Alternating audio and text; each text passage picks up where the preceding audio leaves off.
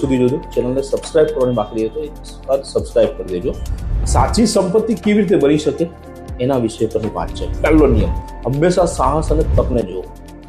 Market હંમેશા બદલાતું રહે છે, માટે હંમેશા નવા સેક્ટરના leader, emerging market, digitalisation, under valued કંપનીઝને તપાસવી જોઈએ, પછી તેમાં રોકાણ કરવું જોઈએ. રોકાણની તકોને ક્યારેય જાહેરાત કરતી નથી, તેને શોધતા રહેવું પડે છે. નિયમ નંબર 2, મોટું વિચારો, વિગતવાર માહિતી મેળવવાનું રાખો.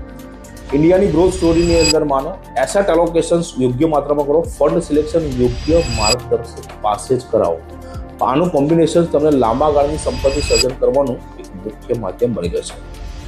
ત્રીજો નિયમ, વિશ્વાસ રાખો પરંતુ તપાસો પણ ખરા. એસેટ મેનેજરની એક્સપર્ટાઇઝ પર વિશ્વાસ રાખો, તેની પ્રોસેસ અને લાંબા ગાળાના રેકોર્ડને તપાસતા રહો. અમારી જેવા ફાઇનાન્શિયલ એડવાઇઝરને પીરિયોડિક રિવ્યૂ માટે તમારું રોકાણ, તમારા લક્ષ્યોને જણાવો, એ પ્રમાણે આયોજન કરો.